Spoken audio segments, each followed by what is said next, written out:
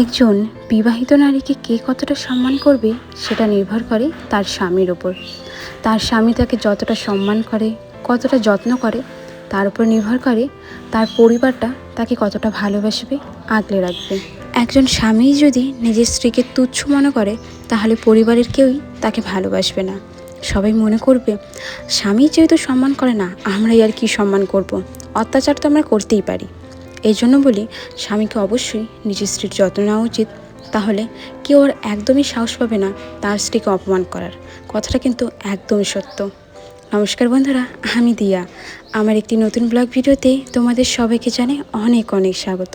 কেমন আছো সবাই কমেন্টে জানাতে একদমই ভুলো না। আজ হলো রবিবার, ঘড়িতে এখন বাজে সকাল 8টা। রবিবারের দিন ভেবেছিলাম একটু আরাম করব। আরাম তো ছাড়ো, এখানে কষ্টটা ডবল বেড়ে গেল। কালকে রাত্রেবেলা আমাদের গ্যাস শেষ হয়ে গিয়েছে। 5 দিন আগে আমরা বুক করেছিলাম, এখনও পর্যন্ত হাতে স্লিপ পাইনি। এই জন্য আর কি গ্যাসটা নিতে পারছি না। যতদিন পর্যন্ত গ্যাস না পাচ্ছি ততদিন পর্যন্ত উনুনেই রান্না করতে হবে। কারণ এমনি গ্যাস নিতে গেলে কিন্তু তার অনেক দাম। যেই দামে একটা গ্যাস আসবে, আরও কিছু টাকা ভর্তি করলে আমরা 2টো গ্যাস পেয়ে যাব। এই জন্য এখন 1 সপ্তাহ হয়তো আমাদের কষ্ট করতে হবে। তো এদিকে না, আজকে রবিবার থাকা সত্ত্বেও আমার বর, শাশুড়ি মা আর ভাসুর সবারই কাজ রয়েছে। কী আর করার, সকালে তাড়াতাড়ি ঘুম থেকে উঠে আমি রান্নাবাড়ি বসিয়ে দিয়েছি। প্রথমে না আলুটা সিদ্ধ করে নিয়েছি, কারণ আলুটা সিদ্ধ করলে কাজ অনেকটাই আগায়। ভাত বানানোর পর যদি আলু সিদ্ধ দিই তাহলে সেটা ছুলবে অনেক টাইম। এদিকে ভাত হবে, ততক্ষণ আলুটা চুলে নেব। বিয়ের আগে জানো তো, আমার রান্না করতে একদম ভালো লাগতো না। গ্যাসেতে রান্না করতে ভালোই লাগতো না, আর উনান দেখলেই রাগ উঠতো। আর এখন আমি গ্যাস, উনান সব কিছুতেই একা একা রান্না করি, কোনো কিছুতে আর খারাপ লাগে না। খারাপ লাগলেও কিছু করার নেই, রান্না না করলে খাবো কি? নিজের পেট তো আর মানবে না, পেট তো খাবেই, তার তো খিদা পাবেই। এছাড়া যতই কষ্ট হোক, আমি সকালে উঠেই আগে রান্নাটা করে নেওয়ার চেষ্টা করি। রান্নাটা কিন্তু একদম শর্টকাটে হবে, এই জন্য আলুটা সিদ্ধ দিয়েছি। ভাতটাও আমার হয়ে গেছে। আর ভাত রান্না করলে না, যদি উনানে রান্না করি আর কি, তাহলে একটা কাপড় ভিজিয়ে হাঁড়ির যেই গলার দিকটা বলতে পারো বা নিচের দিকটা আছে, একটা কাপড়ের সাহায্যে মুছিয়ে দিই। মানে আমার শ্বশুরবাড়ির নিয়ম এটা, বাপের বাড়িতেও এটা নিয়ম আছে যে উনুনে রান্না করলে ভালো মতো করে এটাকে পরিষ্কার করতে হবে। তো আমি এটা পরিষ্কার করে হাঁড়িটাকে একবার উনুনে বসিয়েছিলাম, তারপর আবার তরকারিটা বসিয়েছিলাম। উনুনে রান্না করা অতটাও কঠিন নয়, কঠিন হলো খড়ি না থাকা। খড়ি না থাকলে কী করে রান্না করব, আঁচ করছে সেই সমস্যা।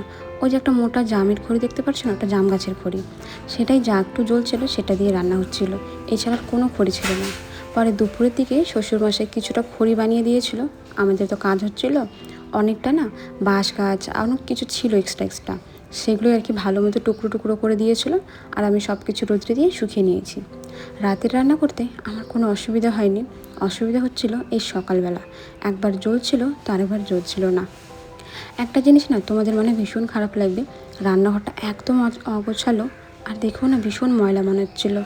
কারণ আমি এদিকে রান্না করছি আর ওদিকে গোছাতেই পারছি না। কোনো কিছুতে হাত দিলেই হাতে বালু লাগবে, আর বালু লাগলে রান্নাতে একদম সর্বনাশ হয়ে যাবে। আর আমাদের হলো প্রতিদিন সকালে চা না হলে চলবেই না। এই জন্য সকালে আমি চা বানাবো, এমনি এমনি চা খেতে ভালো লাগে না দেখে হাজব্যান্ড গিয়েছিলো পাশের দোকানে, সেখান থেকে মুড়ি বিস্কুট সব কিছু আনলো। বললো তুমি লাল চা বানাও, সবাই মিলে লাল চাই খাই। আর রান্নাটা একটু দেরি হলেও চলবে, কারণ আজকে আমরা একটু দেরি করে যাব। প্রত্যেক দিন তো 8টায় যায়, আজকে 9টার দিকে যাবে। সেটা শুনে যা শান্তি লাগলো যে আমার কাছে কিছুটা হলেও তো সময় আছে, রান্নাটা আমি ততক্ষণে ঠিক করে নিতে পারবো। আমার আগের ভিডিওতে সঞ্জিতা মণ্ডল দিদিভাই বলেছ দুপুরে খাওয়া দাওয়া করছি আর তোমার ভিডিও দেখছি। থ্যাংক ইউ দিদিভাই। রাজশ্রী পান দিদিভাই বলেছ দারুণ তোমার হাতের কাজটা বোন, আর খুব ভালো লাগে তুমি কমেন্টের রিপ্লাই দাও, শুভ অক্ষয় তৃতীয়া। একদম দিদিভাই, তোমাদের কমেন্টগুলো তো আমাকে নতুন নতুন ভিডিও বানাতে উৎসাহ যোগায়।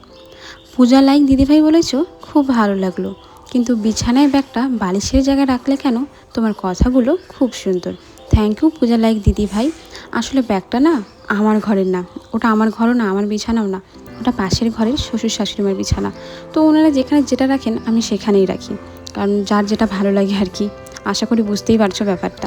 নাফিসা সুলতানা বলেছ কথাগুলো অনেক ভালো লাগছে আর ভিডিওটা অনেক সুন্দর হয়েছে। Thank you Nafisa. তোমাদের সাথে কথা বলতে বলতে আমার কিন্তু অনেকগুলো কাজ হয়ে গেছে, মানে চাটা বানানো হয়ে গিয়েছে। সবার প্রথমে দাদা মানে ভাসুরকে গিয়ে আমি চাটা দিয়ে এলাম। লাল চা বানিয়েছিলাম, সাথে ছিল মুড়ি আর বিস্কুট। চায়ের সাথে মুড়ি বিস্কুট খেতে আমার যা দারুণ লাগে না, এরপর আমার হাজব্যান্ডকে দিয়ে আসলাম, শাশুড়ি মাকে চা দিলাম। শ্বশুরমশাই তো আজকে অনেক সকালে কাজে বেরিয়ে গিয়েছেন, এই জন্য আজকে উনি সকালে বাড়িতে নেই। আমরা 4 জন মিলে চা খেয়ে নিয়ে, আর এইদিকে ততক্ষণে তরকারিটা আমার প্রায় হয়ে গিয়েছিল, মানে তরকারিটা নামিয়ে আমি চা বানিয়েছি। তারপর তরকারিতে জল দিলাম। আর ধনেপাতা মাঝে মাঝে আমাদের বাড়িতে থাকে, এখন মাঝে মাঝে থাকে, যেহেতু ধনেপাতার সিজন শেষ, দাম বেশি, সেন্টটাও অতটা ভালো হয় না, এই জন্য আর কি। কদিন আগে আমাদের বাড়িতে শুধু ধনেপাতাই থাকতো, আর এখন সজনে পাতা, লাউ শাক এসবই আর কি বেশি থাকে, কারণ এগুলোই আর কি বাজারে বর্তমানে বেশি বিক্রি হয়। যেগুলো বেশি বিক্রি হয় সেই সিজন হিসাবে আমার শ্বশুরমশাই সব কিছু কিনে আনেন, যেহেতু উনি শাকের ব্যবসা করেন সেই জন্য। আমার কিন্তু এখন রান্নাবাড়ি পুরোপুরিভাবে কমপ্লিট হয়ে গিয়েছে, তাই ভাবলাম রান্নাঘরটাকে আগে পরিষ্কার করে নিই। উনুনে রান্না করার পর না রান্নাঘরের অবস্থা একদম খারাপ হয়ে যায়। আমাদের না একটা মাটির উনুন বানিয়ে নিতে হবে, নয়তো একটা পাকা উনুনই বানিয়ে নিতে হবে। আগেবার শাশুড়ি মা একটা উনুন বানিয়েছিল, কিন্তু সিমেন্টটা পুরনো হয়ে যাওয়ার কারণে উনুনটা একদিনেই ভেঙে গিয়েছে, মানে রান্না বসিয়েছি আর উনুনের সাথে সাথে ভেঙে গিয়েছে। এবার তো বাড়িতে কাজ হচ্ছে, যদি সিমেন্ট বেশি হয় তাহলে আমরা চেষ্টা করব একটা উনুন বানিয়ে নেওয়ার। মাঝে মাঝে গ্যাস থাকে না, তখন কী যে মুশকিলে পড়তে হয়। সব থেকে বেশি মুশকিল হলো সকালে তাড়াতাড়ি রান্না করা। জানো তো, 4-5 দিন আগে আমি বিছানার চাদরটা পাল্টে দিয়েছিলাম, এখনও পর্যন্ত ধোয়ার সময় পাইনি, আজকে ধুয়ে দিচ্ছি। কী আর বলবো, বাড়িতে যেহেতু মিস্ত্রিরা কাজ করছে, পুরো বাড়ি ঘরের অবস্থা একদম খারাপ। আর আমাদের বাড়িতে তো এখন অনেক কাজ রয়েছে, সামনে বিয়ে, বুঝতেই পারছো, পুরো বাড়ি ঘর পরিষ্কার করার চাপটা কিন্তু প্রচুর। আমার ঘরে তো এখনও বেশি কাজ রয়েছে। আমার ঘরে তো আগে রান্না করা হতো, আমার ঘরের টিনগুলো একদম কালো, সেগুলো আমাকে পরিষ্কার করতে হবে। আমি ভেবেছি এই সপ্তাহের কোনো কাজে হাত লাগাবো না, সামনে তো 1 সপ্তাহ পাবো, তারপরেই বিয়ে।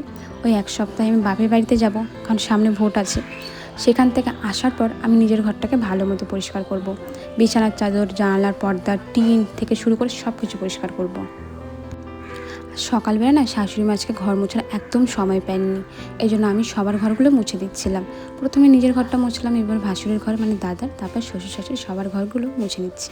ঘরগুলো মুছতে আমার অনেকটাই সময় লেগে গিয়েছিলো, 3টা বড় বড় ঘর, বুঝতেই পারছো মুছতে কতটা সময় লাগে। তো এখন আমার স্নান করা কমপ্লিট, এখন খালি পূজা দিব, তারপর আবার রান্না করার আছে দুপুরে। একটু রান্নাটা দেখাবো না, কারণ সকালেই দেখিয়েছিলাম, সব কিছু একই রকম মনে হবে আর তোমাদেরও বোরিং লাগতে পারে, সেই জন্য দেখা হচ্ছে আরেকটু পরে, কাজগুলো করে নিই। ঠাকুর ঘরে গিয়ে দেখি ঠাকুর জন্য তেমন কোনো প্রসাদ নেই, এই জন্য শ্বশুরমশাইয়ের কাছ থেকে আমি 5 টাকা নিয়ে চলে যাচ্ছি দোকানে।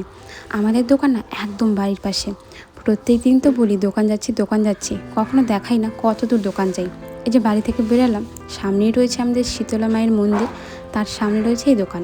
এই দোকানে আমি সবসময় আসি, এই দোকানে সব কিছুই পাওয়া যায়। আমার যখন যেটা দরকার হয় এই দোকান থেকে নিয়ে যাই। তো আমি নিতে আসছিলাম একটা লাড্ডু, 5 টাকা দিয়ে একটা লাড্ডু কিনে এখন বাড়িতে গিয়ে পূজাটা দিয়ে নেব। পূজা দেওয়ার পর আমাকে আবার রান্না করতে হবে। সকালে যে তরকারিটা বানিয়েছিলাম আমার মনে হয় হিসাবে ভুল হয়ে গেছে, অনেকটাই কম তরকারি বানিয়েছিলাম।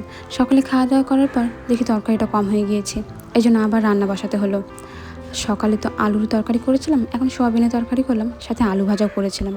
আলু ভাজা যদি একটু ঝাল ঝাল না হয় খেতে না ভালো লাগে না। আর উনুনে রান্না করলে উনুনের পাশে একদম বসে থাকতে হয়, একটু এদিক ওদিক হবো তো পুরো উনুন নিভে একদম ভূত হয়ে যাবে। একটু আগেই বললাম না শ্বশুরমশাই অনেকগুলো খড়ি রেডি করে দিয়েছিল, কারণ আমাকে রান্না করতে হয় প্রত্যেকদিন সকালবেলা, এই জন্য খড়িগুলো আমি একটা বস্তার মধ্যে ভরে রান্নাঘরে গিয়ে রেখে দেবো। চলো তাহলে বন্ধুরা, আজকের মতন এতটাই, কারণ এরপর বাড়িতে সবাই আসবে, সবাইকে খাবার দিতে হবে, তখন আর ভিডিওটা কন্টিনিউ করতে পারবো না। আজ তাহলে আসি, দেখাবে পরের ভিডিওতে। সবকে টাটা, সবাই ভালো থেকো।